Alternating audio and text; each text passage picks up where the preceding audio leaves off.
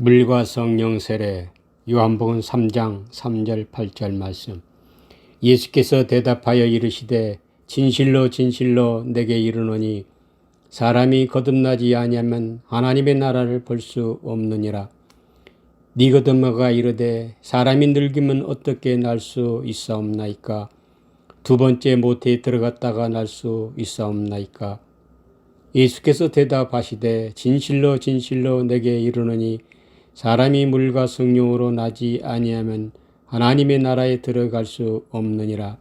육으로 난 것은 육이요 영으로 난 것은 영이니 내가 네게 거듭나야 하겠다는 말을 놀랍게 여기지 말라. 바람이 이미로 불매 네가 그 소리를 들어도 어디서 와서 어디로 가는지 알지 못하나니 성령으로 난 사람도 다 그러하니라. 사람이 거듭나지 아니하면 하나님 나라에 들어갈 수 없습니다. 예수만 믿으면 구원 얻는다는 현대 기독교인들에게는 참으로 충격이 아닐까요? 아니면 나와 상관없는 말로 여길지도 모릅니다. 열심히 신앙생활 잘하면 하나님이 다 알아서 구원해 주실 텐데 그렇게 무시하고 넘어갈 것입니다. 오늘날 교회가 그렇습니다. 하나님을 만나는 일에는 별 관심이 없습니다. 그냥 열심히 신앙생활 잘합니다. 교회가 구원의 길을 잃어버린 지 오래입니다. 어떻게 말씀을 전해야 할지 망설입니다. 우리의 신앙은 예수 그리스도를 통해서 완성시켜 놓으신 구원을 그대로 복원 인식하는 것입니다. 우리 안에 이미 완성된 구원을 말입니다. 그러려면 예수 그리스도의 언약의 구속사의 매뉴얼대로 말씀을 따라가야만이 그리스도를 만날 수 있습니다. 구원은 죽어서 저 천국에서 주님 만나는 것 아닙니다. 내가 예수를 만나서 그 존재 상태로 인식하는 것이 구원입니다. 내 밖에서 예수를 찾으려 하는지 안타까운 일입니다. 나는 누구인가? 하나님의 형상이신 예수 그리스도와 둘이 한 몸으로 창조되었습니다. 그리고 하나님이 결코 나눌 수 없다 하셨습니다. 이 말씀이 하나님 말씀인데도 우리는 쉽게 마음에 와닿지 않습니다. 하나님 반드시 구원하시겠다는 말씀인데도 말입니다. 우리는 예수님과 쌍둥이 형제 자매입니다. 우리는 예수님의 복제품입니다. 이 얼마나 큰 축복입니까? 하나님의 축복을 이 세상에서 보이는 데서만 찾으려고 애쓰지 마십시오. 세상 것들은 하나님을 믿게 하려는 믿기에 불과합니다. 그것만 쫓다가 영원히 길을 잃고 말 것입니다. 요한복음 3장 16절 하나님이 세상을 이처럼 사랑하사 독생자를 주셨으니 이는 그를 믿는 자마다 멸망치 않고 영생을 얻게 하려 하심이라. 하나님이 세상을 사랑하사 독생자를 주셨다는 말은 2000년 전 역사적 예수님을 말하는 것 아닙니다. 우리 각 사람 안에 그리스도를 주셨다는 말입니다. 역사 속에 오신 예수님은 그것을 증명하러 오신 것뿐입니다. 그 영생을 증명하는 방법이 거듭나는 것이라고 말합니다. 거듭나려면 물과 성령 세례를 통해서 이루어진다는 것입니다. 거듭나는 것이 악한 사람이 착한 사람이 되고 신앙생활 열심히 잘하는 사람을 말하는 것 아닙니다. 거듭나면 예수 그리스도를 만나는 말입니다. 우리가 예수 존재 상태로 바뀌는 것입니다. 이것은 가볍게 여길 말씀이 아닙니다. 하나님의 통치와 하나님의 절대적 보호와 축복의 백성이 되는 것입니다. 우리가 예수 이름을 갖는다는 건 너무도 감격스러운 일입니다. 누구든지 예수 이름을 선물로 받지 않고는 하나님께 한 발자국도 갈 수 없습니다. 구약에서는 할례 언약이 구속사이며 신약에서는 물과 성령 세례 십자가 언약의 구속사입니다. 이 모든 언약이 하나님의 백성이 되고 하나님의 자녀가 되는 구속사의 과정인 것입니다.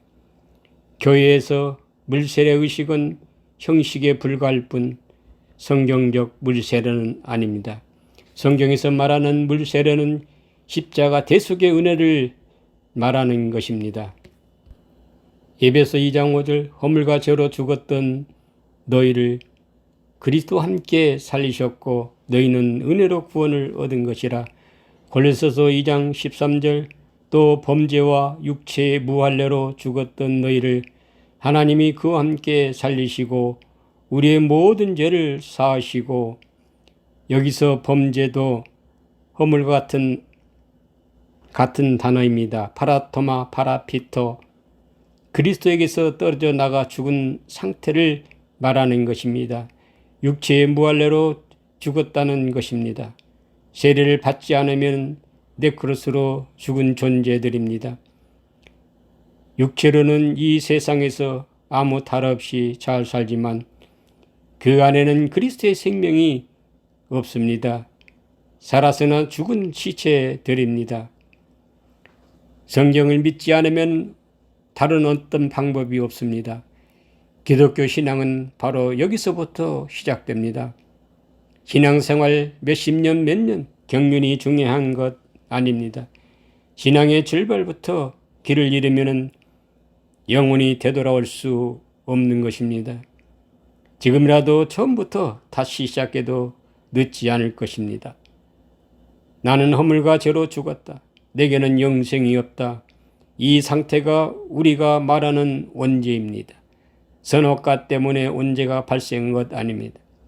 인간이 이 세상에 태어난 순간부터 하나님이 짝지어 주신 영생이시며 하나님의 형상이신 그리스도와 분리되어 태어났습니다. 내 안에 그리스도가 감춰져 우리가 인식하지 못하고 살아가고 있는 것입니다. 이렇게 죽은 우리를 그리스도와 함께 살리셨다고 말합니다. 이 사건이 십자가 대속의 은혜입니다. 그리고 우리의 물세례로 거듭난 사건인 것입니다. 허물로 죽은 우리가 산 영이 된 것입니다. 가인 네펫이 살아있는 영혼이 된 것입니다. 이 거듭남의 사건으로 그리스도와 분리되어 죽은 것을 비로소 발견하게 됩니다. 그리스도께서 나를 살리시고 내 안에 갇힌 것을 선명하게 깨닫게 되는 것입니다. 그리스도 십자가 대속의 은혜로 우리가 물세례 받은 사건이 창세기 2장 7절 동일한 사건입니다. 요 하나님이 땅의 흙으로 사람을 지으시고 생기를 그 코에 불어넣으시니 사람이 생명이 되니라. 땅의 흙 아파르로 티끌 먼지가 하나님의 생기 하이네샤마가 들어오므로 사한영이 되고 살아있는 네페시가 된 것입니다. 그리스도의 영으로 살림을 받기 전에는 아파르 티끌 같은 먼지 생명 없음의 존재였던 것입니다. 이 땅에 살아가는 인생들이 그리스도의 영이 없으면 하나님이 보시기에는 티끌과 먼지와 같은 존재라는 것입니다. 너무도 끔찍하지 않습니까? 얼마나 내가 하나님을 사랑하는데 티끌이라니 믿어지지 않을 것입니다. 십자가 대속의 은혜로 거듭난 우리의 존재 신분은 예수 신분을 선물로 넘겨받습니다. 물세례로 거듭나면 내가 착한 사람이 되는 것이 아니라 나의 옛사람은 예수와 함께 죽고 예수로 태어나는 것입니다. 이 상태를 물로 난 자, 육으로 난 자라는 말입니다. 사르크스 육은 예수님의 신분을 의미합니다. 요한복음 6장 54절 내 살을 먹고 내 피를 마시는 자는 영생을 가졌고 마지막 날에 내가 그를 다시 살리리니. 사르크스 파사르 육이 예수님의 신분을 가리킨다는 데는 동의하지 않을 수도 있을 것입니다. 창세기 17장에 너희는 포피를 베어라 할 때 포, 오르라는 가죽이 덮여있는 상태, 가려서 덮이는 상태를 말하는 뜻입니다.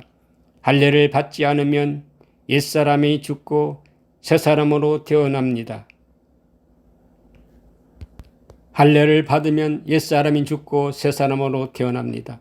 나의 겉사람, 가죽옷이 벗겨지면 속사람 예수 신분이 드러난다는 의미를 설명하는 것입니다. 거듭난 속사람 사르크스 육이 예수로 태어난다는 말입니다. 예수님이 육으로 태어났습니다. 이 예수님이 두 번째 태어나는 자리는 십자가에서 타나토스로 죽으시고 다시 부활하시는 사건이 두 번째 거듭나는 성령으로 나시는 것입니다. 성령 세례는 우리가 받을 수 없습니다. 예수가 되어야 성령 세례를 받는 것입니다. 그리스도는 예수의 머리, 예수의 영광입니다. 예수님의 부활 사건이 성령 세례입니다.